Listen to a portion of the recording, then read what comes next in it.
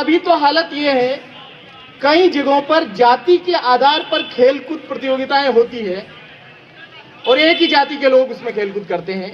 लेकिन मैं लुनावा की धरती और यहाँ के लोगों को, आयोजकों को बधाई देना चाहता हूँ कि आपने समस्त एससी और एसटी को इसमें साथ रखा है। मुझे लगता है कि अंबेडकर समाज बनने की दिशा में ये एक बहुत अच्छी शुरुआत है। और जिस तरह का वातावरण आज यहाँ पर देख रहे हैं कि अंबेडकर भवन में यह आयोजन हो रहा है, चारों तरफ नीले झंडे जय भीम और जय भारत के लिखे हुए हैं और नौजवानों को नारे लगाते हुए जब मैं देख रहा हूं तो जय जय जय जय जय भीम की उद्घोष यहाँ पर सुनाई दे रहे हैं पीछे से लगा करके। और यहाँ तक कि हम भी कह रहे थे जय भीम जय भीम।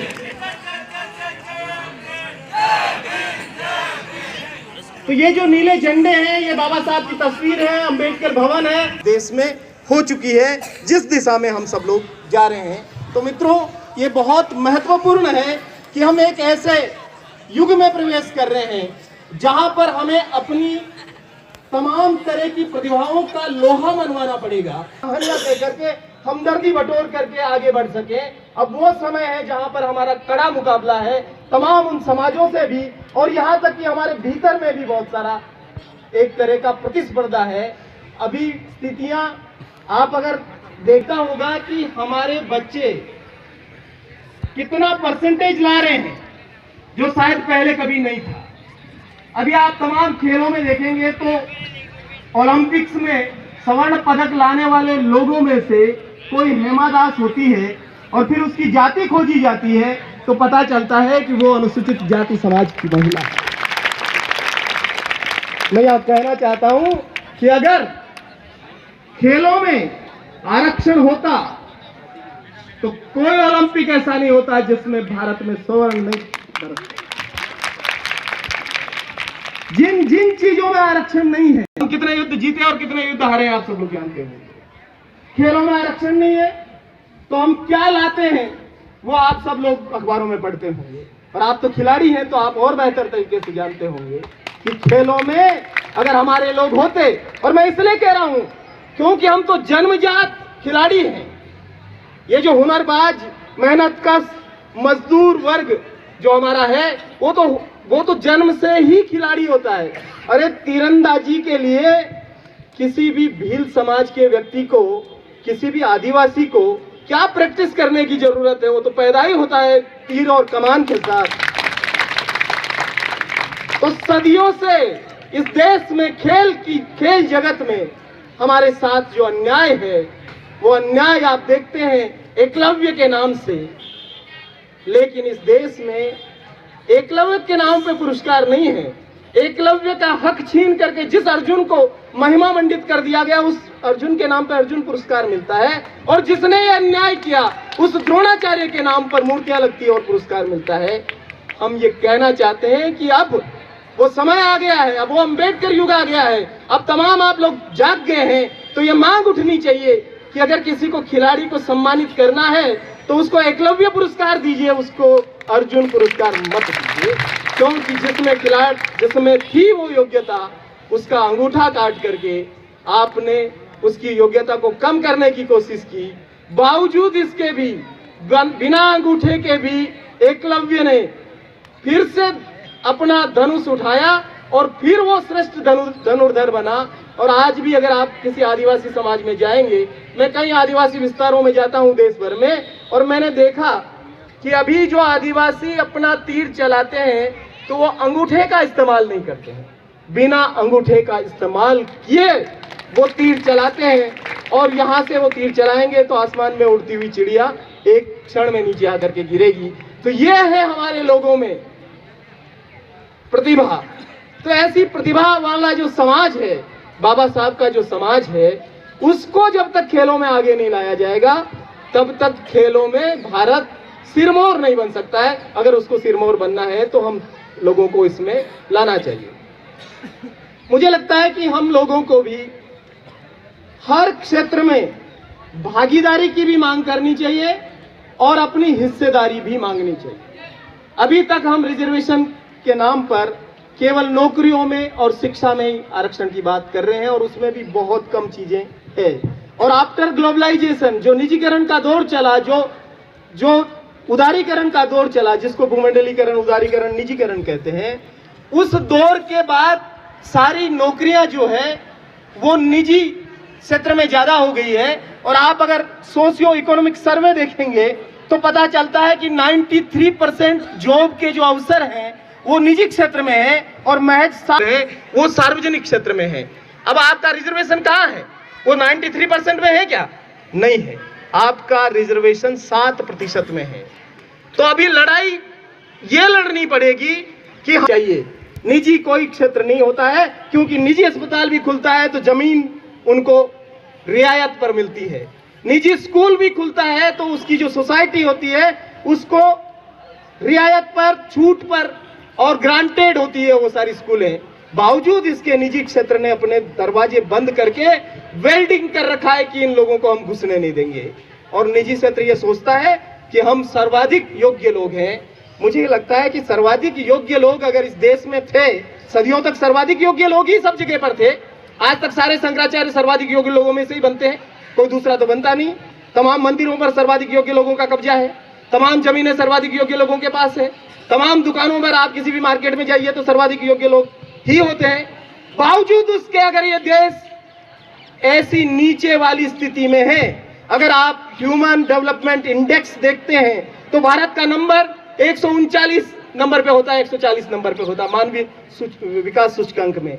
आखिर ऐसा क्यों है? क्यों इस देश में अभी भी 52% जो लोग हैं वो निरक्षर हैं, जबकि ज्ञान की देवी तो इधर ही है। मैं तो पूरे विश्व में कहीं भी ज्ञान की देवी नहीं देखता हूं। भारत ही एकमात्र देश है जहां हर स्कूल की शुरुआत वीणा वादिनी वरदे माता शारदा को नमन करके होता है, लेकिन ज्ञान की देवी की पूजा भी चल रही है और लिटरेसी का परसेंटेज भी कम है। तो ये क्या चल रहा है?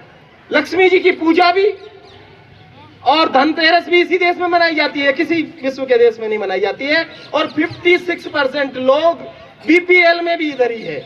और अगर आज मौका दो, आज आप कहते हैं कि भाई सामुदायिक भवन करणवा में बीपीएल बना रहे हैं, तो मुझे लगता है कि ये संख्या जो है 5-7 हजार हो जाती है। पुलिस का लाठीचार्ज करवाना पड़ता है, इतने लोग बीपीएल होने के लिए तैयार हैं। तो लक्ष्मी की पूजा भी चलेगी और गरीबी भी साथ साथ चलेगी।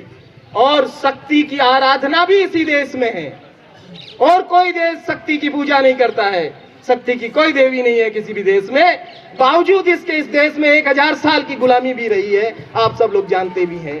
तो आखिर क्या हो रहा है इस देश में? कथित योग्य लोगों ने जो मेरिटोक्रेसी की बात करते हैं, जो योग्यता और प्रतिभा की बात करते हैं, उनकी प्रतिभा कहां मर जाती है जब देश का जो हालात है वो विदेशों में कटोरा लेकर के आप खड़े रहते हैं। विश्व बैंक के बाहर, IMF के बाहर और एडीबी जो है एशियन डेवलपमेंट बैंक के बाहर, हर जगह पे जाइए तो भारत कहीं न कहीं लोन लेने के लिए, और लोन लेते लेते अब हालत ये हो गई इस देश की कि लोन का ब्याज चुकाने के लिए लोन लेना पड़ रहा है। ये कथित योग्य लोगों ने इस देश को इस हालत में पहुंचाया है। तो मित्रों, करने के लिए बहुत सारी बातें हैं, लेकिन मैं आपको इसलिए ये बात कह रहा हूं कि हमारे पूर्वजों ने सदैव इस देश को बेहतर दिया है। वो चाहे एकलव्य हो, चाहे निषाद हो, चाहे वाल्मीकि हो जिन्होंने रामायण लिखी, और भी कई सारे लोग, बुद्ध से लगा करके, महात्मा फूले से लगा करके, साहू जी महाराज से लगा करके, बाबा साहब अम्बेडकर से लगा करके, फूले, सावित्रीबाई फूले और मान्यवर कांसीराम तक इस देश को हमारे लोगों ने सदैव दिया है। क्योंकि हमारे जो साथी हैं, हमारे जो लोग हैं, मैं आपको कहना चाहता हूं कि जो लोग ये कहते हैं कि ये लोग सरकार के पैसे से रिजर्वेशन प्राप्त करके कुछ बन जाते हैं और फिर उसमें कुछ उनका योग्यता होती नहीं है। अगर योग्यता नहीं होती है तो क्या आरक्षण से बने हुए डॉक्टरों का ऐसा कोई स्टडी, ऐसा कोई शोध, ऐसा कोई सर्वे हुआ है या आपने कहीं पढ़ा है? मैंने तो नहीं पढ़ा, इसलिए मैं आपसे पूछ रहा हूं, जहां आपको पता चला हो कि आरक्षण से बनने वाले तमाम जो डॉक्टर हैं वो जब किसी का ऑपरेशन करते हैं तो कैंची अंदर ही छोड़ देते हैं या रुई अंदर ही छोड़ देते हैं, ऐसा सुनते हैं क्या आप? या हमारे जो इंजीनियर पुल बनाते हैं वो पुल बनाते ही पुल ढह जाते हैं, ऐसा कोई सर्वे इस देश में आया है क्या? या हमारे टीचर जो पढ़ाते हैं वो उनके बच्चे 100% फेल हो जाते होंगे, ऐसा कहीं आता है क्या? आता नहीं है, कुछ भी नहीं है, कोई सबूत नहीं है, बावजूद इसके बार बार ये कहना है कि आरक्षण से बनते हैं, ये कोटे से आते हैं, इनमें कोई योग्यता नहीं है। ये जो बात इस देश में चलाई जा रही है, इन सारी चीजों को जवाब देने की जरूरत है। आपको डिफेंसिव होने की जरूरत नहीं है, हमको रक्षात्मक होने की जरूरत नहीं है। कोई ये कहे कि कोटे से आते हैं तो आपको ऐसा होने की जरूरत नहीं है। कोई ये कहे कि ये शेड्यूल कास्ट के आदमी है तो कहीं अपनी छाती को कमजोर करने की जरूरत नहीं है। हमें गर्व होना चाहिए, हम इस देश के मूल निवासी लोग हैं, हमें इस देश को कोई नुकसान नहीं पहुंचाया है। हम चाहे कितने भी अंकों से पास होकर के कुछ भी बनते हो, लेकिन इसी देश की सेवा करते हैं। हम पहली फ्लाइट लेकर के सिलिकॉन वैली नहीं भागते हैं, कैलिफोर्निया नहीं जाते हैं, हम इसी देश की सेवा करते हैं, यहीं जीते हैं और यहीं पर मरते हैं। तो हमारा जुड़ाव है इस धरती के साथ। कोई आए होंगे बाहर के लोग जिनका कोई जुड़ाव नहीं है, और जब जब ये देश का नुकसान में या मजबूरी में या संकट में हो जाता है तो पहली फ्लाइट लेकर के भागने वाले लोग वो लोग होते हैं जिनका इस देश से कोई रिश्ता नहीं है। हमारा तो रिश्ता है इस धरती से, और इसीलिए ये पूरा जो मिशन है बाबा साहब अम्बेडकर का, इससे ज्यादा देशभक्त लोग कोई नहीं हो सकते हैं। देश प्रेमी लोग, राष्ट्र प्रेमी लोग नहीं हो सकते हैं। कोई और संगठन आपने नहीं देखा होगा जैसा इस मिशन में जय भारत का नारा तब तक, जय भीम का नारा तब तक पूरा नहीं होता जब तक हम जय भारत नहीं बोल लेते हैं। लेकिन कोई हमको यह सिखाया कि तुम वंदे मातरम बोलो, भारत माता की जय बोलो, तभी तुम इसके देश के देशभक्त होंगे, ऐसा नहीं है।